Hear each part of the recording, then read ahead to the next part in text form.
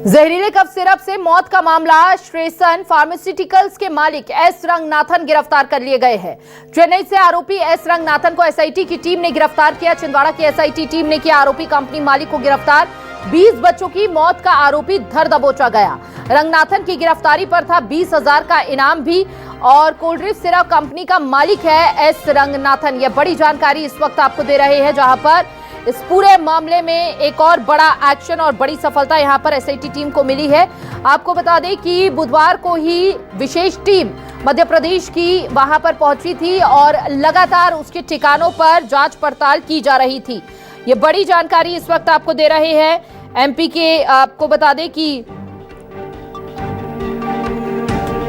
ज्यादा जानकारी के लिए संवाददाता शब्बीर अहमद हमारे साथ जुड़ चुके हैं।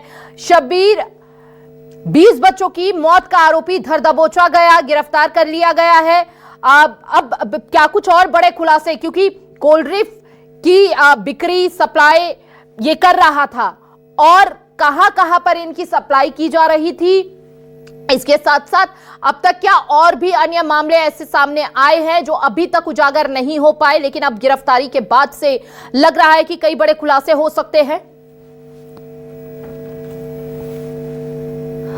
देखिए, रंगनाथन वो शख्स है जिसके पूछताछ में अब वो खुलासे होते हुए नजर आएंगे जिसके सवाल के जवाब पुलिस चाहती थी, एसआईटी चाहती थी। और जो आपके सवाल थे, क्या कहां पर इसकी तरफ से सप्लाई की गई, किन किन राज्यों में कोल्ड ड्रिंक की सप्लाई करता था ये, और किस किस जिले में मध्य प्रदेश के ये जहरीली कफ सिरप पहुंची है कोल्ड ड्रिंक, इसी को लेकर अब पूछताछ इस वक्त एसआईटी की टीम तमिलनाडु के चेन्नई में कर रही है। और इसके साथ साथ बात की जाए तो पूरी कोशिश ये की जा रही है कि किसी तरीके से उसको तमाम दस्तावेजी कार्रवाई करने के बाद मध्य प्रदेश लाया जाए और इसके बाद यहां पर सख्ती से उससे पूछताछ की जाए। और रंगनाथन की बात की जाए तो पिछले 24 घंटे से जब से एसआईटी चेन्नई पहुंची थी, तमिलनाडु पहुंची थी, उसके बाद से ही वो लगातार ठिकाने बदल रहा था। लेकिन हमारे जो सोर्सेज बता रहे हैं कि पहले उसने तो अपना फोन जो है वो स्विच ऑफ कर लिया था कि लोकेशन ट्रेस ना कर पाए पुलिस, लेकिन उसके परिवारजनों को से पूछताछ चल रही थी, उनके लोगों को भी हिरासत में ले लिया गया था। और इसके साथ साथ बात की जाए तो आईटी की मदद ली गई थी और उन तमाम चीजों के प्रयास के बाद रंगनाथन को गिरफ्तार आज सुबह किया गया। और इसके साथ साथ पुलिस ने 20,000 रुपए का उसके ऊपर इनाम भी घोषित किया था, नोटिस भी चस्पा किया था कि जल्द से जल्द रंगनाथन जो है वो गिरफ्तार हो जाए। और इसके लिए उनकी तरफ से फोटो भी जारी किया गया था, क्योंकि रंगनाथन के बारे में बात की जाए तो किसी को भी उसकी एक भी तस्वीर अब तक के इस पूरे मामले में सामने नहीं आई थी। लेकिन अब आगे की कार्रवाई होती हुई नजर आएगी और हम देखेंगे कि कई बड़े खुलासे होते हुए दिखाई देंगे। सबसे बड़ा सवाल यह है कि जो केमिकल मिलाया गया था, जो सिर्फ 1.1% से भी कम मिलना था कोल्ड ड्रिंक सिरप के अंदर इंग्रेडिएंट, जिसको लेकर कहा जा रहा है कि वो 50% के करीब पाया गया है। तो उन्हीं तमाम चीजों को लेकर अब पूछताछ की जाएगी कि आखिर ये 50% क्यों मिलाया गया, इतना जहरीला केमिकल जिससे मासूम बच्चों की 20 से ज्यादा मासूम बच्चों की अब तक के मौत हो चुकी है। 6-7 बच्चों की स्थिति जो है अभी भी क्रिटिकल बनी हुई। तो पूछताछ के बाद खुलासा होगा। सबसे महत्वपूर्ण जो आप सवाल उठा रही थी कि आखिर कहां पर इसकी तरफ से बिल्कुल दवाई बनाते समय ध्यान में रखने होते हैं, लेकिन उसकी भी अनदेखी कहीं ना कहीं हुई है और बड़ी मात्रा में फिर इसे बनाया गया है। शरद पाठक भी चूंकि हमारे साथ जुड़ चुके हैं, शरद का भी रुख कर लेते हैं। छिंदवाड़ा से शरद हमारे साथ जुड़े हैं। शरद, बेहद दुखद खबर जैसे ही सामने आई कि 20 बच्चों की मौत हो गई है और मौत का आंकड़ा भी हमने देखा कि लगातार किस तरह बढ़ता चला गया, लेकिन जो मुख्य आरोपी है, यानी कि जो इस मौत की दवा को बना रहा था, उसकी गिरफ्तारी हो गई है। क्या लग रहा है कि अब भविष्य में इस तरह कभी ना हो और कितने बड़े खुलासे इसकी गिरफ्तारी से सामने आ सकते हैं और भविष्य में आगे क्या कुछ कदम उठाए जा सकते हैं इस पूरे विषय को लेकर? फार्मास्यूटिकल है, इसकी जो कोल्ड ड्रिंक दवा थी इसमें भी तो कंटामिनेटेड पाई गई थी। इसके अलावा भी बहुत से जो कफ सिरप है उनके सैंपल लेके जांच जारी है। हो सकता है कुछ और भी ऐसे कफ सिरप सामने आए जिनमें ये इस तरह के जहरीले पदार्थ मिले।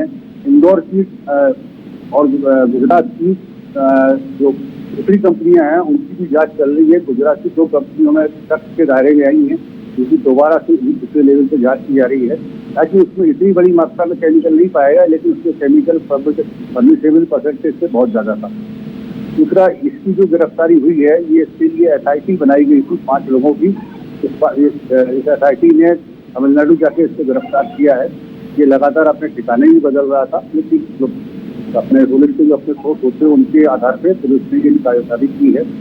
अब इसको वहां पर कोर्ट में पेश करके मेडिकल करा के और जो दूसरी लीगल फॉर्मेलिटीज होती हैं वो सारी फॉर्मेलिटी करके पुलिस यहाँ लेके आएगी, क्योंकि इसकी उम्र 75 साल है, इसलिए मेडिकल एहतियात बहुत जरूरी होता है।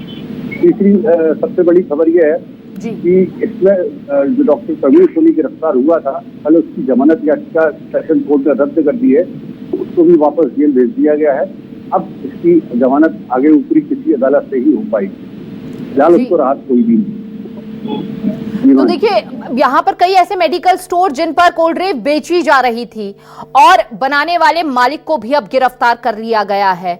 मेडिकल स्टोर्स पर भी छापेमारी की जा रही है, कई मेडिकल स्टोर्स को सील किया गया है। क्या कोल्ड ड्रिंक के अलावा भी कई ऐसे कफ सिरप सामने आए हैं जो काफी जानलेवा साबित हो रहे हैं, उनके खिलाफ भी अब आगे एक्शन होता हुआ नजर आ सकता है? शरद, मेडिकल स्टोर्स पे कार्रवाई जारी है कि जहाँ से संदेहास्पद कफ सिरप मिले हैं या उनका रिकॉर्ड नहीं मिला है उनको जब्त किया गया है। इसके अलावा बहुत से मेडिकल स्टोर में एक्सपायरी डेट की दवाई पाई गई हैं, उनको भी जब्त किया गया है।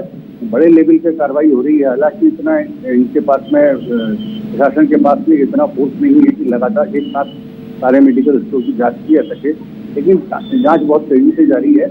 अब एक्शन मोड में है सरकार। ठीक है, सहयोगी शब्बीर लगातार हमारे साथ बने हुए हैं, उनका भी रुख कर लेते हैं। शब्बीर, देखिए, जो नॉर्म्स, टर्म्स, कंडीशंस थे उनको अनदेखा किया गया और जो सबसे ज्यादा हानिकारक केमिकल था उसका इस्तेमाल इस दवा में सबसे ज्यादा किया गया और इसका परिणाम हम सभी के सामने है कि 20 मासूम बच्चों की जान चली गई। लेकिन ऐसा क्यों किया गया, इसके पीछे का कारण क्या था? कोई जानकारी इससे जुड़ी हुई अभी सामने आई हो? देखिए हिमानी, यही रंगनाथन से पूछताछ पुलिस इस वक्त कर रही होगी और उसकी वजह यह है कि बाकायदा पूरी प्रोसेस होती है किसी भी दवा को हरी झंडी दिलाने के लिए। अब रंगनाथन से पूछताछ की जाएगी कि आखिर उसने इसके पीछे का मकसद क्या था, क्या जो ड्रग कंट्रोलर रहते हैं, जो प्रोसेस होती है दवा को हरी झंडी दिलाने की और फिर उसको मार्केट में लाने की, क्या उस बीच में उसने किस तरीके से गड़बड़ी करी, क्या रिश्वत देकर ये सब करा और किसको रिश्वत दी, और इसके साथ साथ कौन कौन इस पूरे घटनाक्रम में उससे इन्वॉल्व था, कब से वो कोल्ड ड्रिंक ये सिरप बना रहा था, इसके साथ साथ अब तक के कितनी कोल्ड ड्रिंक जो है सिरप देश भर में वो अलग अलग डिस्ट्रीब्यूट कर चुका है। ये तमाम चीजें जो हैं अब पूछताछ के अंदर खुलासा होता हुआ नजर आएगा। लेकिन इसके अंदर अभी तो ये कह सकते हैं कि बच्चों के मौत के मामले में जो हत्यारे हैं उसमें सबसे बड़ी कार्रवाई अब पहली बार की गई है रंगनाथन को लेकर। अब रंगनाथन से जब पूछताछ की जाएगी हिमानी, जो अभी चल रही है, उसके बाद खुलासा होता हुआ नजर आएगा कि रंगनाथन ने अपने साथ इस जहरीली कफ सिरप को बनाने में किस किस का साथ लिया और ऐसा केमिकल क्यों मिलाया गया उसकी तरफ से जो बच्चों के लिए जानलेवा साबित होता था। और इसके साथ साथ देखिए, इसमें गौर करने वाली बात यह भी है कि एक बड़े पैमाने पर यह मैन्युफैक्चरिंग हो रही थी मौत की दवा। क्या किसी प्रकार का संरक्षण था? क्या कोई और बड़े नामी ग्रामी नाम भी अभी सामने आ सकते हैं जैसे जैसे जांच आगे बढ़ेगी? बिल्कुल हिमानी, आपने सही वाजिब सवाल उठाया। तमिलनाडु के चेन्नई में भी गिरफ्तारी हो सकती है, उम्मीद ये कर सकते हैं, क्योंकि पहली हरी झंडी कहां से मिली? पहली हरी झंडी जो मिली है दवा को यानी कफ सिरप को, वो तमिलनाडु से ही मिली और उसके बाद मध्य प्रदेश आई। और ये नियम कहता है कि किसी भी राज्य में कोई भी दवा सप्लाई की जाती है तो उसको लेकर बाकायदा पहले मध्य प्रदेश या किसी भी राज्य का हो, वहां का ड्रग कंट्रोलर जो विभाग रहता है उसको इजाजत देनी होती है। लेकिन इसके अंदर नियमों को, जो आप बार बार कह रही थी कि नियम, मानक और सभी चीजों को दरकिनार करते हुए इसकी सप्लाई मध्य प्रदेश के अलग अलग इलाकों में हो रही थी, उसी के कारण ये मौतें हुई हैं।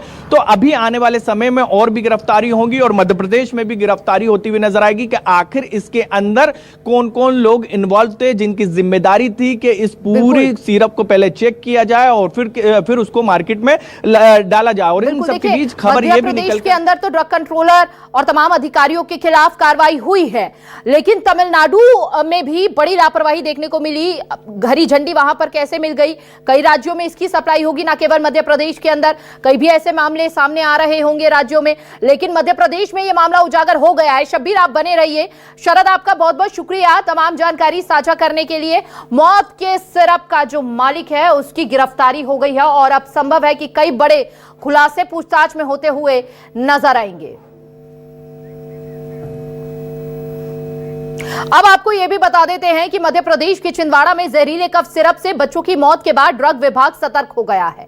ग्वालियर के थाटीपुर क्षेत्र में ड्रग इंस्पेक्टर अनुभूति शर्मा ने मेडिकल स्टोर्स पर औचक निरीक्षण कर कई कंपनियों के कफ सिरप के सैंपल लिए और जांच के लिए भेजे। खासकर बच्चों के लिए बने पीडियाट्रिक सिरप की गुणवत्ता की जांच की जा रही है। संचालकों को सख्त निर्देश दिए गए हैं कि 4 साल से कम उम्र के बच्चों को केवल डॉक्टर की पर्ची पर ही कफ सिरप दे। हालांकि जहरीला सिरप यहां अब तक नहीं मिला है। डॉक्टर की पर्ची पर भी दवा बिक्री यहां पर पीडियाट्रिक कफ सिरप के सैंपल जब्त कर लिए गए हैं। डॉक्टर की पर्ची पर ही दवा बिक्री की जाए।